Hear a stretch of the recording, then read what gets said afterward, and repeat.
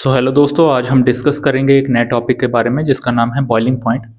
ये छोटा सा टॉपिक है, कई लोगों को इसको समझने में बहुत दिक्कत आती है, तो मैंने सोचा इसको डिटेल में थोड़ा सा एक्सप्लेन करूं। ठीक है, तो बॉइलिंग आपके हिसाब से पानी का उबलना, मेरे हिसाब से भी पहले था पानी का उबलना, पर साइंटिफिक भाषा में अगर हम इसकी बात करें तो इसका होता है फेस का चेंज, माने कि लिक्विड से गैस में तब्दील होना। कंडीशन ये रहनी चाहिए कि वेपर प्रेशर एटमॉस्फेरिक प्रेशर के बराबर होना चाहिए, तब बॉइलिंग होती है। ठीक है, ये डेफिनेशन जो आप देख सकते हैं ऐसा, इसके पीछे के लॉजिक को हम समझेंगे।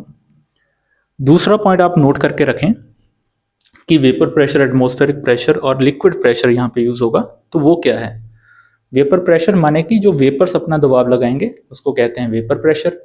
एटमॉस्फेरिक प्रेशर मतलब कि जो भी हमारी एयर है एटमॉस्फेयर पे, वो अपने वेट के कारण दबाव लगाएगी, उसको कहते हैं एटमॉस्फेरिक प्रेशर। अगर लिक्विड की बात करूं, अगर मैं ए पॉइंट पे हूँ यहाँ पे, तो लिक्विड मेरे ऊपर जो दबाव लगाएगा वो हो गया लिक्विड प्रेशर। ठीक है, दूसरा पॉइंट ये समझें। तीसरा पॉइंट अपने दिमाग में बिठाएं कि जो वेपर प्रेशर है वो टेम्परेचर पे डिपेंड करता है। ठीक है, जैसे कि हम टेम्परेचर बढ़ाएंगे, अंदर मॉलिक्यूल्स की काइनेटिक एनर्जी बढ़ेगी, काइनेटिक एनर्जी बढ़ने से वेपर प्रेशर इंक्रीज होगा। ये तीसरा पॉइंट याद रखें। चौथा पॉइंट कि जो वेपर प्रेशर है वो बबल को स्टेबल रखने की कोशिश करता है। ठीक है, उसका ये काम होता है।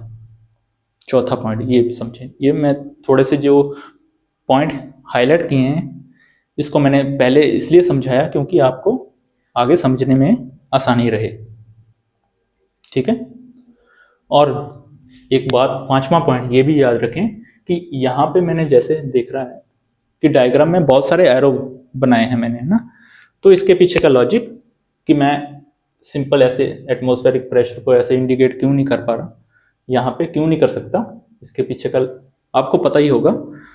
पर जो कई लोग हैं निगलेक्ट कर देते हैं छोटी सी बात को, हालांकि ये बहुत इंपॉर्टेंट बात है, क्योंकि प्रेशर एक स्केलर क्वांटिटी है, इसकी कोई डायरेक्शन नहीं होती। अगर एटमॉस्फेयर है अपना दबाव लगा रहा है तो किसी भी डायरेक्शन से लगा सकता है, उसकी कोई डायरेक्शन नहीं तय की जा सकती। इसीलिए जो प्रेशर है वो एक स्केलर क्वांटिटी है। अगर वेक्टर की बात करूं तो अगर मैं, फोर्स एक वेक्टर क्वांटिटी है, अगर मैं इस पर फोर्स लगा रहा हूं तो डायरेक्शन ऑफ फोर्स किस ऐसी होगी अंदर की तरफ, और ये ब्लैक बोर्ड भी मेरे ऊपर फोर्स लगाएगा, रिएक्शन लगाएगा, तो फोर्स की डायरेक्शन बाहर की तरफ होगी। तो फोर्स को इंडिकेट किया जा सकता है, डायरेक्शन दी जा सकती है, प्रेशर को डायरेक्शन नहीं दी जा सकती, कहीं से भी लगा सकता है, ऐसे इंडिकेट किया है प्रेशर को बहुत सारे एरो से। ठीक है, छोटी सी बात थी, सोचा मैं यहाँ पे हाईलाइट कर दूं। अब अपने टॉपिक की तरफ चलते हैं कि पहली कंडीशन, जब बॉइलिंग पॉइंट से कम होगा लिक्विड का टेम्परेचर, तब क्या कंडीशन रहेंगी। ये माने आप जो लिक्विड है रूम टेम्परेचर पे पड़ा है, थोड़ा सा वेरिएशन हुआ टेम्परेचर का, टेम्परेचर के वेरिएशन से काइनेटिक एनर्जी उनको मिलेगी, वो फ्री स्टेट में जाने की कोशिश करेंगे, फ्रीडम चाहेंगे, तो सरफेस से कुछ मॉलिक्यूल्स गैस में तब्दील होना चाहेंगे। ठीक है, और अंदर भी कुछ हलचल होगी लिक्विड के अंदर भी। ठीक है, तो बॉइलिंग पॉइंट से कम है मतलब उनको इतनी काइनेटिक एनर्जी नहीं मिल रही कि वेपर की फॉर्मेशन हो रही है, तो उसके कारण वो अंदर ही अंदर कोलैप्स कर जाएंगे, ये मीनिंग है। वेपर प्रेशर से ये भी नोट करें कि वेपर प्रेशर क्या होता है। जैसे कि मैं पहले बता दूं कि बॉइलिंग पॉइंट अगर मैं चला जाऊं, मतलब इतनी काइनेटिक एनर्जी मिल जाएगी कि इतने ज़्यादा वेपर क्रिएट हो जाएंगे कि अपना उसका वेपर प्रेशर बढ़ जाएगा। मतलब कि जैसे जैसे टेम्परेचर इंक्रीज करता है वेपर्स का अमाउंट बढ़ता है, और वेपर के अमाउंट बढ़ने से उसका दबाव बढ़ता है। ये लॉजिक भी बैठा के रखें अपने दिमाग में। तो बॉइलिंग पॉइंट से नीचे वेपर प्रेशर कम होगा एटमॉस्फेरिक प्रेशर से, मतलब कि वेपर का फॉर्मेशन इतना ज़्यादा नहीं होगा कि वो अपना प्रेशर इतना ज़्यादा लगा पाए कि स्टेबल हो पाए। इसीलिए below boiling point vapour pressure is less than atmospheric pressure. ये होगी अगर यहाँ पे चल जाएं। दूसरा, यहाँ पे जो गैस मॉलिक्यूल्स हैं जो फेस के चेंज कारण हुए हैं वहाँ पे, तो क्या होगा, यहाँ पे इंटरमॉलिक्यूलर फोर्सेस अपना इंटरमॉलिक्यूलर अट्रैक्शन लगाएंगी, अपनी तरफ खींचने की कोशिश करेगी सरफेस। ठीक है, ऊपर से एटमॉस्फेरिक प्रेशर वो अपना दबाव लगा रहा है ऊपर से, तो मतलब कि वो फिर से क्या बनेंगे, लिक्विड बनना चाहेंगे। तो इसीलिए इस रिजल्ट में क्या होता है, liquid remains in liquid state. कहीं पे अंदर की तरफ कुछ भी क्रिएशन हो गया बबल्स का, तो वो रैपिडली कोलैप्स कर जाएंगे और अपनी लिक्विड स्टेट में वापस आ जाएंगे। सेम रीजन है सरफेस के ऊपर भी, इंटरमॉलिक्यूलर फोर्सेस ऑफ अट्रैक्शन के कारण और एटमॉस्फेरिक प्रेशर के कारण वो फिर से लिक्विड स्टेट में बदल जाएंगे। सो इसीलिए liquid remains in liquid state. अब मैंने ये पहले बात की थी सरफेस की तरफ, तब मैंने एटमॉस्फेरिक प्रेशर का जिक्र किया था, मतलब हमारे सराउंडिंग में क्या है। अगर मैं यहाँ पे हूँ तो मेरे सराउंडिंग में क्या है, एटमॉस्फेयर है, तो एटमॉस्फेरिक प्रेशर लग रहा है। अगर मैं लिक्विड के अंदर हूँ तो लिक्विड का प्रेशर लगेगा मेरे ऊपर। सराउंडिंग को देखें, ठीक है, इसलिए मैंने यहाँ पे डिफाइन किया है इसको।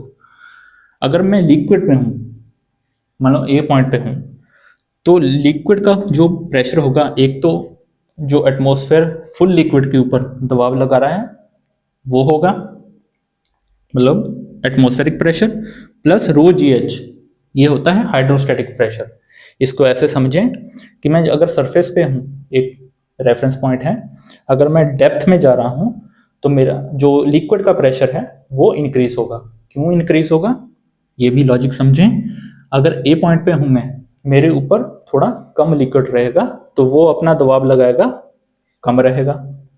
अगर मैं बी पॉइंट पे हूँ, डेप्थ इंक्रीज कर रहा हूँ, तो मेरे ऊपर जो लिक्विड है उसका वेट ज़्यादा लगेगा, तो इसके कारण दबाव इंक्रीज होगा। तो इसके पीछे का यही लॉजिक है कि अगर मैं डेप्थ के अंदर जा रहा हूँ तो मेरा नहीं, लिक्विड का प्रेशर इंक्रीज होगा। ठीक है, तो अंदर की कंडीशन ये रहेगी कि वो वेपर प्रेशर है वो कम रहेगा लिक्विड के प्रेशर से, क्योंकि सराउंडिंग में क्या है, यहाँ पे लिक्विड है। ठीक है, इसका भी रोल आ जाता है हाइड्रोस्टैटिक प्रेशर का।